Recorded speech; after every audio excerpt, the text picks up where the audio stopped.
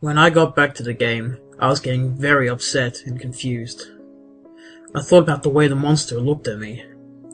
The game couldn't have heard what I said. That's impossible. It had to be a random occurrence. But why did it happen precisely at the moment I insulted the monster? Nothing about this game made any sense.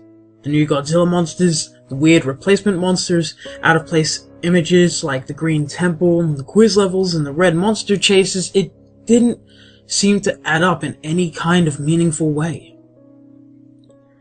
If it was a prank, it wasn't funny in any way I could understand, and they clearly put far too much effort into it. If they were trying to make a genuine sequel with a new Godzilla monster, then why did they add everything else? Maybe it was some kind of art experiment? Maybe some group project made by a bunch of really talented and crazy people and they lost the cartridge somehow? Or maybe they intended for a random person to find it? It was all just fruitless guessing. As far as I could tell, there was only one way to figure out what the deal with this game was, and that was to play it to the end. Then maybe, just maybe, there would be something in the credits, an explanation by the creators as to why they made this. Or it could be something much more cryptic and strange. Maybe even something horrifying. Before I got a good look at the Dementia board, I considered replaying Trance to see if the red monster would look at me again, but I decided against it. I wanted to keep moving forward. I was also somewhat worried that backtracking might cause the game to become even stranger. The Dementia board music sounded a lot like Saturn music, except it was slowed down, and played with a piano-sounding instrument. Like most of these new maps, it had a dangerous, suspenseful feel. While listening to the music, I looked at the Dementia board. There were 4 boss monsters this time: Space Godzilla, Manda, Gigan, and Baragon. I was surprised that there were 2 new Toho monsters this time, but the best surprise was still to come. I started the quiz level. Here's another list of results in the same format as the last one. Quiz 2. 1. Can you swim? Yes. Reaction: happy. 2. Do you like fish? Yes. Reaction: sick. 3. Can penguins fly? No. Reaction: sad. 4. Can it spin in all directions? There was no clarification on what Face meant by it, so I just guessed. No. Reaction: surprised. Do you breathe oxygen? Yes. Reaction: weird face number 8. 6. Does it taste good when you bite a woman? I don't know who came up with this question, but I really hope they're getting mental help. No. Reaction: annoyed. 7. Is it night where you are? Yes. Reaction: weird face number 6. 8. Do you like cats? Yes. Reaction: confused. 9. Is water wet? Yes. Reaction: angry. 10. Have you ever broken a bone? No. Reaction: happy. 11.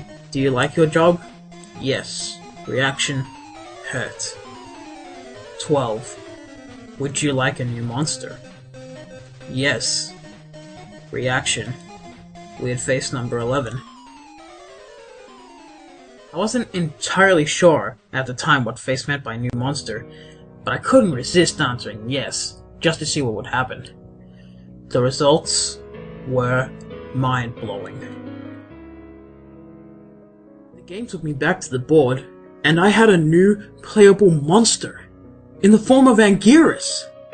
Ever since I was a kid, I've always wanted to play as Anguirus, since he was my second favorite Godzilla monster, and plus I never really liked Mothra all that much.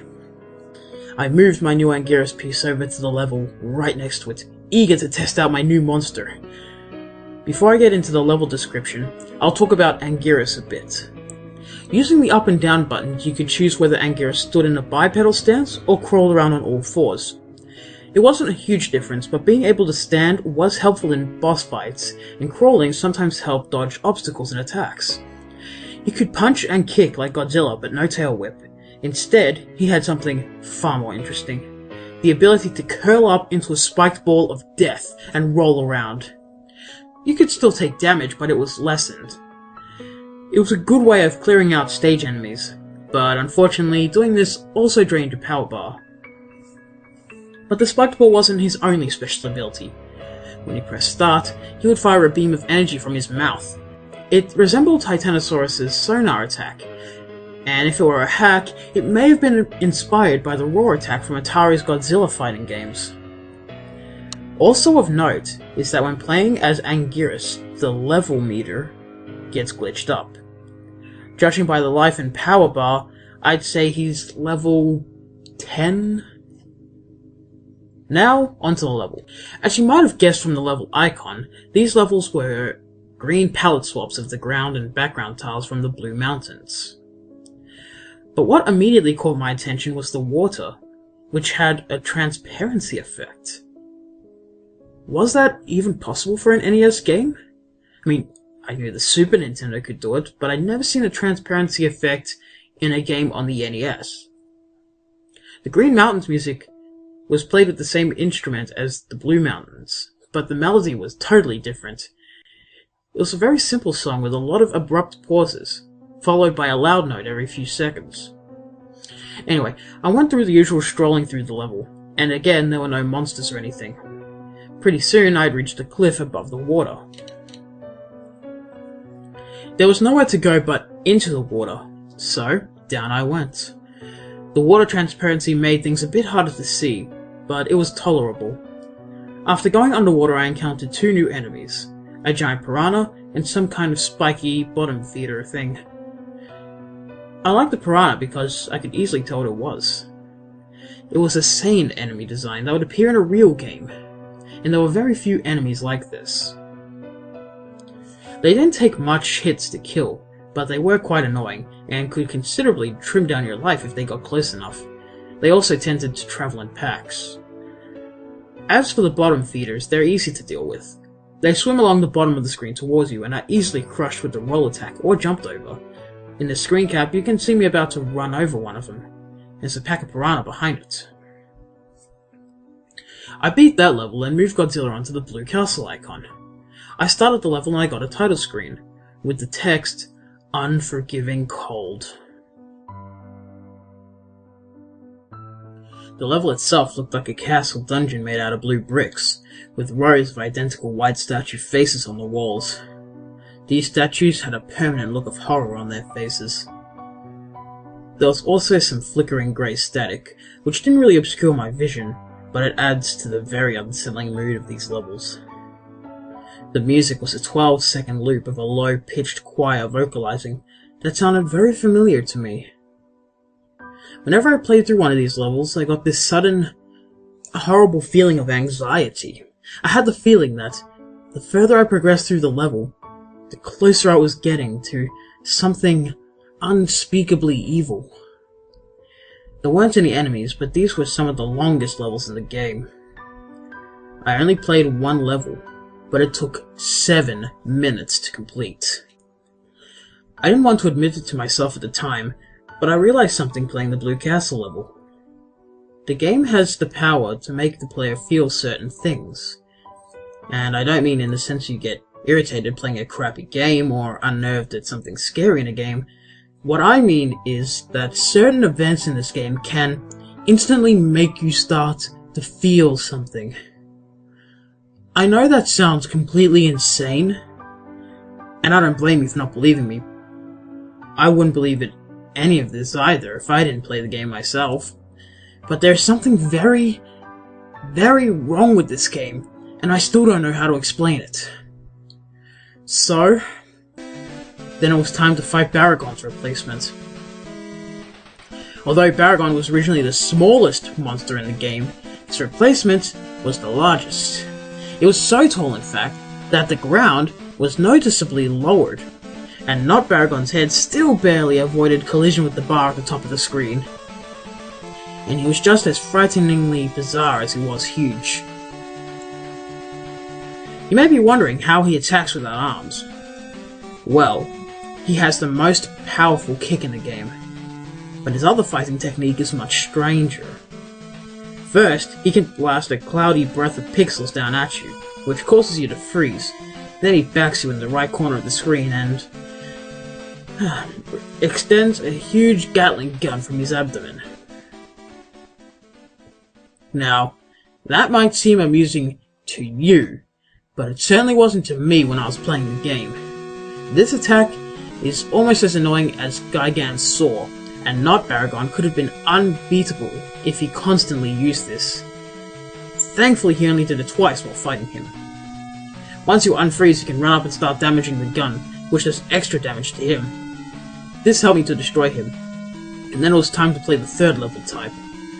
I decided that I was going to use Anguirus to fight Manda and Gigan, and then fight Space Godzilla with Godzilla. I mean, it was only fitting. Before going into the battles, I'll describe the third level type. The Arctic. The Arctic is exactly what you'd guess from the name. An icy tundra with few watery segments. The music reminded me a bit of Northern Hemispheres from Donkey Kong Country, but 8-bit crushed. A very dangerous sounding song. It made me think about being trapped in a tundra and freezing to death. There were two enemies in this stage. First was a creature frozen in a block of ice. They block your way and you have to use the heat beam to thaw them out of the ice. They look a bit like a smaller version of Godzilla, only without the eye. When freed, they do a strange crawling movement and push you backwards. Doesn't cause any damage, but it's a bit annoying. After dealing with the Icemen, I kept walking for a minute or two and came upon a water segment. I jumped in, this time managing to get a screen cap showing how the water splashes when you jumped in. Don't know how they programmed that, but it's pretty impressive. Another interesting thing is how the screen changes focus when you go underwater. Here, you can see the other new enemy, a little thing I like to call Spike Walker. They walk towards you and explode randomly, or instantly if you attack them, sending spikes in every direction. The spikes don't do much damage, but they did get me dangerously close to falling into a pit a few times. Alright, speaking of pits, down into the water, the game has a platformer element. Bottomless pits. There weren't any of these in the original game, since it's strictly an action game, but the pits were a neat addition. After getting back on land, I encountered a very unexpected mini-boss. Maguma, the Walrus Kaiju. I know this game had some obscure monsters to begin with, but wow. Not that I'm complaining, it's a pretty cool cameo for an unappreciated kaiju. Maguma's fighting tactics were very simple. He had a freeze beam, and he could charge into you. Not very challenging, but certainly more entertaining than the Matango mini-boss in the original game. One really interesting thing about Maguma is that he doesn't die when you defeat him. He turns tail and retreats. This is the first time I've ever seen any enemy monster change direction, let alone retreat. I tried to chase after him, but he disappeared after I got in the water. Poor bastard. And that does it for the Arctic. I'll talk about the Manda fight next. I forgot to mention before that the music that played during the new monster fights is reused from themes actually in the game.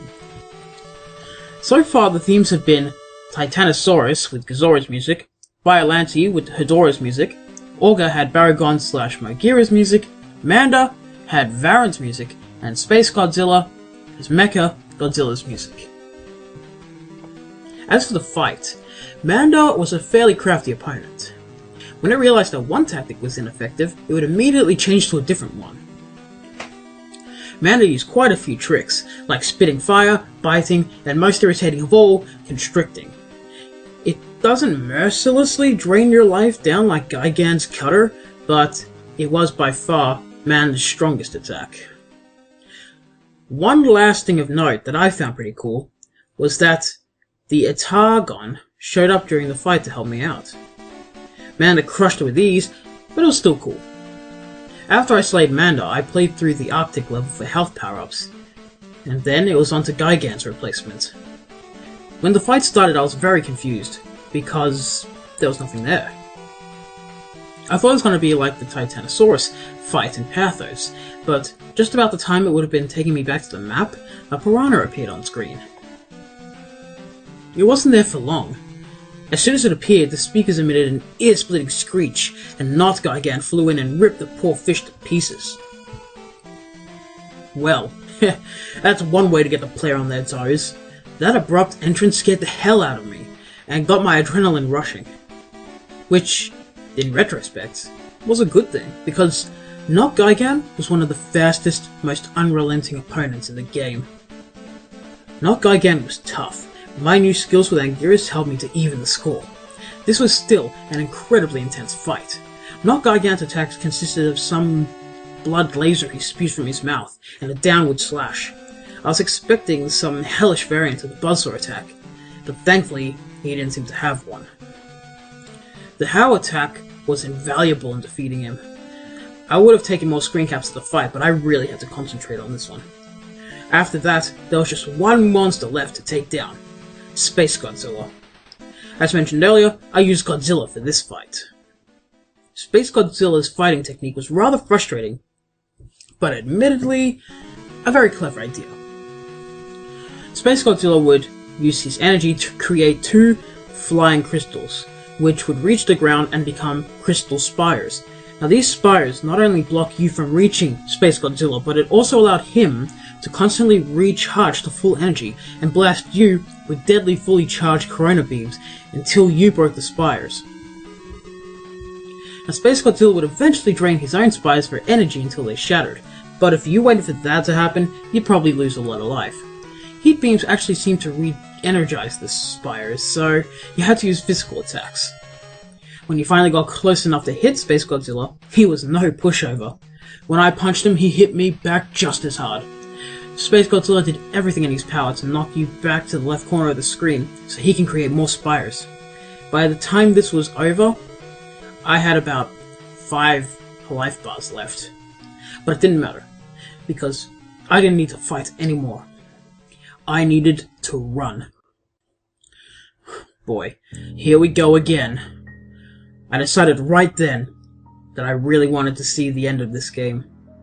As terrifying as these levels could be sometimes, I had to beat them. I had to get through. I decided that no matter what happened, no matter what the game showed me, I was going to get to the end. And I also made sure not to say a damn word while playing a chase level from here on in. For this chase, I tried out Anguirus, since his roll attack allowed me to move faster than Godzilla or Mothra. The chase started off like the first two, except there was a river of blood below the ground. I was beginning to get the hang of it, and the extra speed from the roll helped me to get an edge on the red monster, especially since I didn't have to worry about a power limit, and could keep rolling endlessly. Like the previous level with water, the ground inevitably reached a stop, so I rolled off into the blood. To my surprise, the Hellbeast didn't follow me. It just stopped at the edge of the ground and grimaced. I guess it can't swim, I thought to myself. So I went under blood and continued moving. There wasn't anything around, but I knew something was up. The chase wasn't going to end that easily. Was it? Surely, something else had to show up, and sure enough, I heard the bellowing roar, sounding slightly different. And the monster was following after me, in a new aquatic body. I had no idea it was a shapeshifter. After it reappeared, the chase started to get into the difficulty I'd expected. Being submerged slowed me down, putting me at the beast at the same speed. The only thing that would keep me alive was fast thinking and quick reflexes. I encountered some bottomless pits in which mines floated up from. I assumed that if you hit one it would damage you and knock you back. Considering how fast the red monster swims, hitting mines would be instant death. So I went through with great effort to avoid them, but that wasn't all I had to be wary of. Halfway through the chase, the Hellbeast revealed yet another surprise. A tentacle, formed of intestine and tipped with a clawed set of jaws, burst from its mouth, trying to pull me in and devour me. I only barely avoided both the tentacle and the mind. But I could tell the beast was getting desperate because the chase was nearly over, and about a minute later, I had spotted a bit of ground that served as the exit. I leaped with all the might I could muster without breaking my controller. The beast screamed with rage and jumped out of the blood river in one last attempt to drag me down. But I escaped its grasp. This time. I fell back on my bed and took a deep breath, satisfied with yet another successful escape. Now, I was headed to the fifth world. Entropy.